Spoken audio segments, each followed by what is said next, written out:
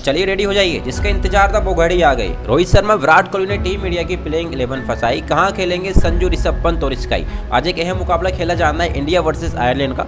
Ireland एक मजबूत team नहीं है, लेकिन इंडियन टीम को इस मैच में मजबूत होना ही पड़ेगा। जो 11 प्लेयर उतारेंगे ना, हम चाहते हैं कि वो पाकिस्तान के खिलाफ भी रिपीट हो, क्योंकि यहाँ बड़ा मुकाबला है। और जो 11 आज खेलेंगे, हम चाहते हैं कि वही पाकिस्तान के खिलाफ 11 उतरें। वहाँ कौन से 11 होंगे? जो आयरलैंड के खिलाफ मैच में आएंगे और फिर उसके बाद पाकिस्तान को भी हराएंगे। चलिए बताते हैं आपको, लेकिन उससे पहले आपको कुछ बताना चाहेंगे कि रोहित शर्मा और विराट कोहली की वजह से इंडियन टीम का जो प्लेइंग 11 है वो फंसता नजर आ रहा है। कैसे? चलिए बताते हैं। आप देखिए, आज के मुकाबले में जो 2 ओपनर्स होंगे वो होंगे रोहित शर्मा और विराट कोहली। यहाँ दोनों आपको आज के मुकाबले में ओपनिंग करते हुए नजर आएंगे। अब जब विराट कोहली T20 में ओपनिंग करते हैं तो फिर प्लेइंग 11 का कॉम्बिनेशन है वो पूरी तरीके से बिगड़ जाएगा, या पूरी तरीके से आगे पीछे जो है कि हो जाएगा। अब जो प्लेइंग 11 है, क्या उसमें ये कॉम्बिनेशन बनेगा? चलिए आपको बताता हूँ। और कौन सा वो एक नाम है जिसके ऊपर डिबेट होगी।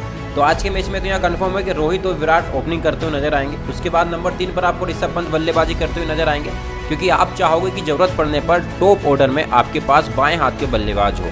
उससे क्या होता है कि कई बार जब सामने वाली टीम में बाएं हाथ के स्पिनर्स होते हैं तो ऐसे में जो लेफ्ट आर्म बल्लेबाज होते हैं वहाँ बड़े ही इफेक्टिव साबित होते हैं। साथ ही आप चाहोगे कि सूर्य कुमार यादव भी जितने ज़्यादा हो सके ज़्यादा गेंदें खेलें। आप नहीं चाहते कि सूर्य कुमार यादव सिर्फ 10 ओवर के बाद खेलने आए, क्योंकि सूर्य कुमार यादव T20 में हमने MI के लिए भी देखा कि अगर वो 5-6 ओवर के बाद भी आ जाते हैं तो वह लंबा खेल लेते हैं। तो ऐसे में विराट रोहित के बाद ऋषभ पंत और सूर्य कुमार यादव, यहाँ आपको हेवी टॉप 4 होगा। इसमें क्या होगा कि देखिए, एक छोर पर अगर मान लीजिए कि रोहित अटैक करते हैं तो फिर विराट संभाल लेंगे, अगर विराट थोड़ा सा अटैक करते हैं तो रोहित संभाल लेंगे। अब ऐसे में अगर दोनों में से एक आउट हो जाता है तो फिर आपके पास और भी ऑप्शंस रहेंगे, मतलब सेकंड ओपनर आपके पास होगा, वो संभाल लेगा। आपके जो 4 है ना वो बढ़िया है। 5वें नंबर पर शिवम दुबे खेले, जो कि वार्म अप मैच में खेला हुआ था, लेकिन मेरे हिसाब से संजू सैमसन को यहाँ पर खेलते हुए देखना चाहूँगा। यहाँ सच है कि संजू सैमसन टॉप 3 में खेलते हैं तो ज़्यादा इफेक्टिव होते हैं, लेकिन यहाँ पर संजू सैमसन को मैं नंबर 5 पर चाहूँगा और शिवम दुबे को मैं